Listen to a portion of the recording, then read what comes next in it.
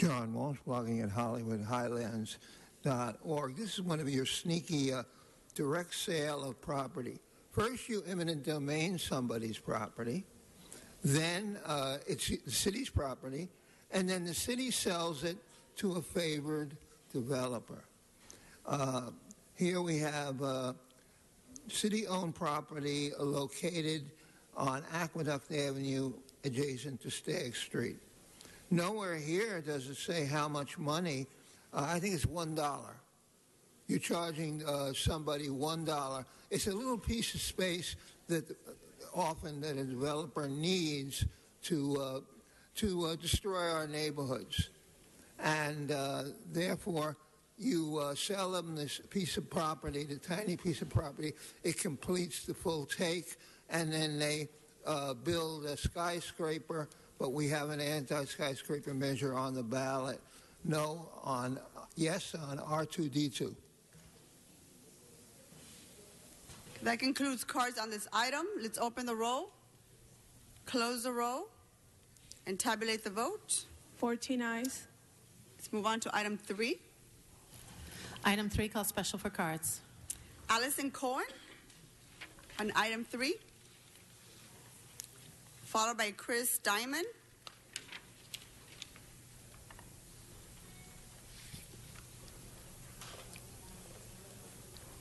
I don't think your mic is on. Hold on for just a second. Can you want to try again?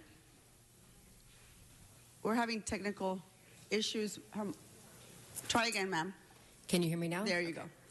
This is in reference to the City Council's vote today to renew the Los Feliz Business Improvement District. I hope that you have had some time to read the protests that have already been filed on this matter. When I came here today, I have 11 more protests that I received. I'd like to submit to someone for the council file. Yes, you can give it to our Thank you. sergeant. Thank you. We have not been able to meet the threshold required of 51% to automatically dissolve the Los Feliz Business Improvement District. What I will tell you is of the 50 protests that we have, other than the Griffith Observatory, the Los Angeles Zoo, and the Griffith Park, these are the shop owners, the restaurateurs, that they're the shopkeepers that make Los Feliz what it is. Little Dom's, the Dresden, Chai Dynasty, Farfalla, Checky's Pizza, so many of the storefronts in Los Feliz would like to dissolve this bid. The reason that we'd like to do this is we feel that there's a duplication in the tax, the assessment that we pay as businesses in Los Feliz. And right now, the bid uses that money for tree trimming, sidewalk washing, and trash can pickup. We really feel very positively that our taxes already pay for these items, and certainly Mr. Rue knows he has discretionary funds that can help us with this kind of $40,000 expenditure a year. We'd very much like to instead invest our money to dovetail on the very robust tourism trade that's currently happening in Los Angeles and create marketing for Los Feliz Village to bring more traffic and economic stability for our small businesses. What I'd like to ask today is I feel very strongly that we can reach the 51%, but I'd like to ask for continuance if we could have this matter decided perhaps in a couple of weeks or a month. Thank you. Thank you very much. Next speaker is Chris Diamond, followed by Rafika Zabian. My name's Chris Diamond, and I own Rockwell Table and Stage in Los Feliz. And the only thing I could say is I was really shocked a couple weeks ago to see that Allison, that owns the Los Feliz Ledger, sent out a letter accusing that all of us on the bid have been misappropriating funds. I, for one, can say that on the issue of tree trimming, I went to the mayor's office and had a contact there, and I was able to get the tree trimming done by city taxes and not by any of the funds that we raised on for the bid. For the last 4 years, I don't think I've ever seen Allison attend one of our bid meetings, and in all those meetings, she sends a representative or in many of those meetings, and the next week, there's nothing but horrible articles about the bid in her publication. And I just wanted to say that this is very upsetting to me as a business owner in the community, and I certainly don't think this is fair. Thank you. Thank you. Next speaker is Rafiq Azabian. Hope I pronounced that correctly, sir. Good morning. I am a long-term, lifetime Felician. That's what we call ourselves from Los Feliz. I'm a business owner. I work in Los Feliz. I'm on the board as a board member with the Los Feliz Village Business Improvement District. It's not the Los Feliz Business Improvement District. I'm also a board member on the Los Feliz Improvement Association. I'm very active in my community. I joined the bid so that I could merge the people who live in the community with businesses in our community, because we all know that if people stop shopping in our area, these businesses could disappear, and then our community could change overnight drastically. We've worked diligently. As Chris Diamond was saying, we all care about our community. I don't like the fact that our name is being trashed every other month. I don't like the fact that I walk into a restaurant that I go to frequently to have breakfast and the owner attacks me verbally last Friday to tell me that I'm a thief. I don't know where the numbers are coming from. We did talk to the city clerk's office. We did get numbers yesterday, and I'm just appalled that this kind of behavior is allowed, and that we as good citizens of our community are doing everything to keep the streets clean. The merchants that I spoke to have all said yes, they were visited by Allison Cohen and they were disgusted. They all also said that they back us 100%. This was sideswiped to us the other day on Friday, so we didn't even know that this was going to be occurring today. I thank you for your time, and hopefully we can move forward as a business improvement district. Thank you. Thank you very much, sir. Next speaker is Murti Kavu. I don't know if I pronounced, can barely read the last name, but I believe it's Kavu. Murti, and then the next speaker is Joan Abreu. Sure. I'm Marty Carey, and I'm Marty. Okay. Marty, yeah. So like I'm Marty. a business owner in Los Feliz as well. I've been there since 2004. My father actually built a building in Los Feliz, and that's how our business moved over there. Throughout the years, I've seen Los Feliz dramatically improve, and different types of businesses come in, and has improved our business per se as well. Due to that fact, I have recently joined the board as well, just to bring fresh ideas and fresh concepts to improve the area as well. I've seen the bid do hard work diligently as far as cleaning up the area and making sure we don't have homeless visitors and things of that nature. So it's just improved the environment entirely. So and that's what I joined the bid to enhance the capacity of what the people have been doing on the board as well. So I just want to make sure that everybody knew that the bid actually does work and provide services to the businesses. And as a business owner and a volunteer, I really would like to make sure that this bid stays intact. Thank you. I'm also in support. Excuse me, I haven't called the next speaker. It looks like an H, so is it John? John. Abreu? Abreu. Yes, I am a business owner in Los Feliz for many years as well. I've been on the board now this is my third two-year term, and I have to say it's a little disturbing when one is accused of using these funds for other purposes other than just doing something for the neighborhood, which is all of our intent. I have to say that we are transparent as can be. I know there's been some situations where Ms. Cohen has had some problems with what the money's being going. She has reviewed all the documents, and we're open to having anybody come to the meetings and just kind of volunteer. I mean, we are all volunteer. Nobody, and we're there. We do what we can, and we would welcome her help too. Thank you. Next speaker is Chris Serrano.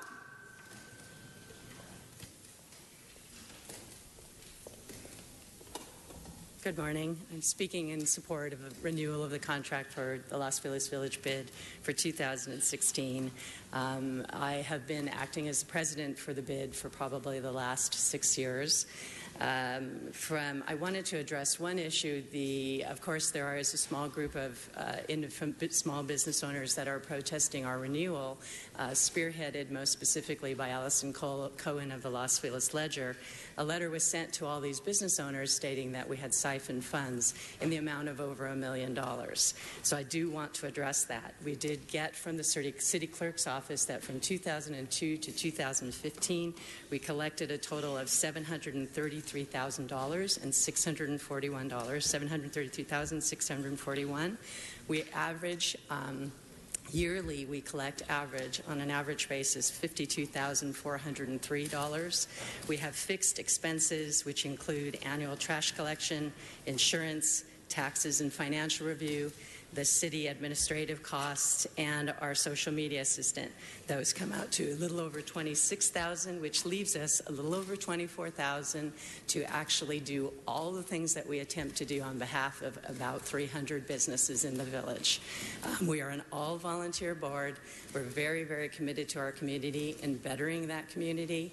We are open to having anybody participate and do this with us. We have very few volunteers.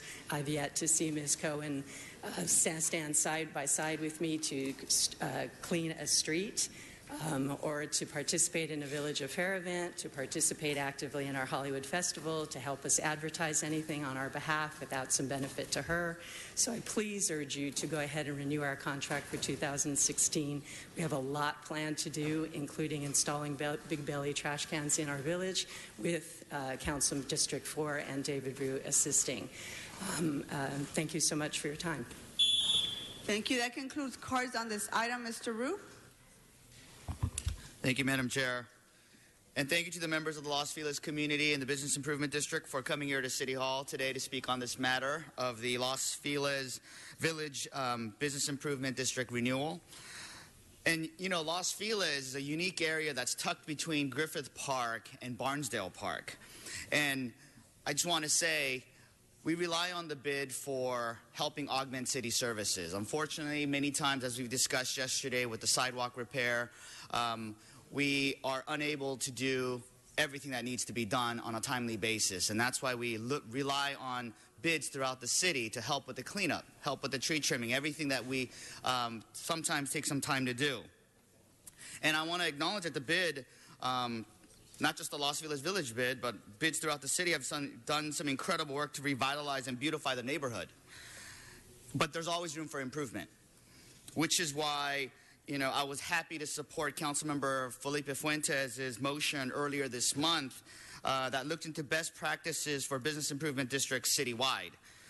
He cited including looking at program structures, term limits, zoning restrictions, legal parameters, private and public funding, and how these programs leverage other economic development funding or incentives. As such, I will hold the bid accountable. And I look forward to working with the Los Feliz community to make sure we address the challenges that our city faces in a productive and proactive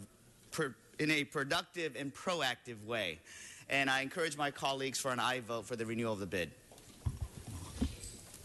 Okay, thank you. Let's, on this item, open the roll, close the roll, tabulate the vote. 14 ayes. All right, let's move on to item 23. Mr. Cedillo, item 23, sir. Yes, Mr. President, I want to acknowledge many of the renters groups that are here today. Those who are here, los inquilinos que están aquí, por favor, levántese. Those who are here, I want to recognize the renters groups that have come. They've been working very hard. A whole range of them are here. And I want to applaud them, and I want to applaud the landlords because for the last 2.5 years, we have been working with the landlords, with the apartment association, and doing something that evidently wasn't done before, and that's reaching compromise. And we've been negotiating, and it takes a lot of courage to work towards compromise because there's always the chance you don't get the best deal.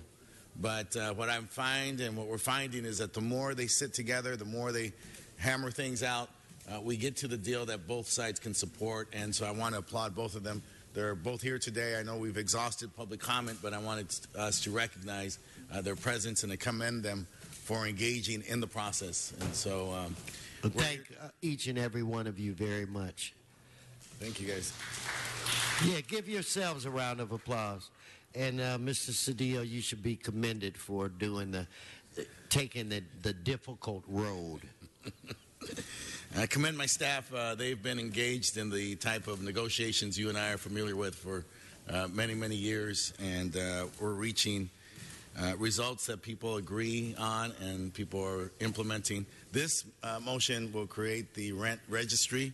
We will join cities like Santa Monica and West Hollywood. We will move forward. We will have data to provide both renters and landlords to let us know what is the status of rent in the city, how does it affect renters and landlords, and how can we use that data to improve affordability, track affordability, and make sure that the city does all that it can to move us away from being the most expensive city to live in towards the most affordable city to live in. So with that, I ask colleagues for an aye vote. Okay, on this item, let's open the roll, close the roll, tabulate the vote. 13 ayes. 13 ayes. Forthwith. Good job, Mr. Cedillo. Forthwith. Done. Mr. And that will go forthwith. Mr. Weezer, item 19, is it? Thank you, Mr. President. And colleagues, this item here is a cleanup motion that was presented as a means to make it city policy that we will now decentralize city services with respect to homelessness and to get away from the failed containment policy. It is a cleanup motion, although we have already adopted it as a principle in our comprehensive strategic plan for homelessness. I want to thank Councilmember Harris Dawson for agendizing this and moving it forward. But I thought I'd call it special just to make it apparent and to put it out again to remind ourselves around this horseshoe and along with our staffs and our city family that as we move forward and provide much desperately needed homeless services, that we are looking to do it in a way that is decentralized and no longer attempt to locate those services in areas that have been historically designated as containment areas for homeless services.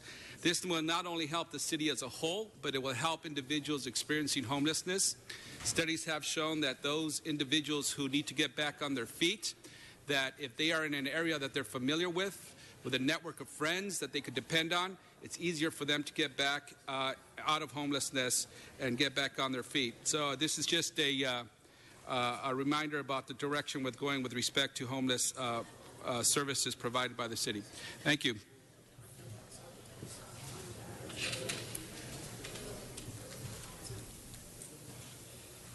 Let's, on this item, open the roll, close the roll, tabulate the vote. 13 ayes. Mr. Cedillo. Yes, earlier we were remiss in calling item 38 forthwith. Okay, item 38 forthwith.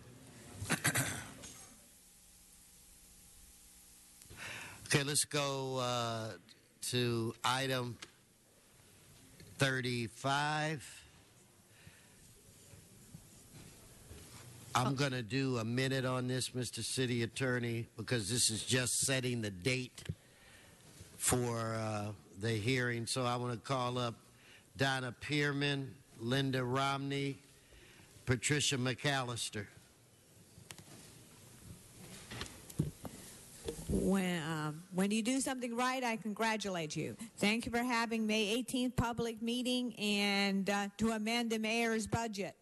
You can hear the public speak and what's important to them. And to me and to people in the San Fernando Valley, the Van Nuys video conferencing coming on in is important. The Van Nuys video VNNC, Van Nuys Neighborhood Council, wants video conferencing and voted for it. And I will personally ask the other neighborhood councils in the San Fernando Valley how important it is to them to get Van Nuys video conferencing, and I will tell you the results on May 18th. I'm sure I can get the support. You need to find better ways to get revenue.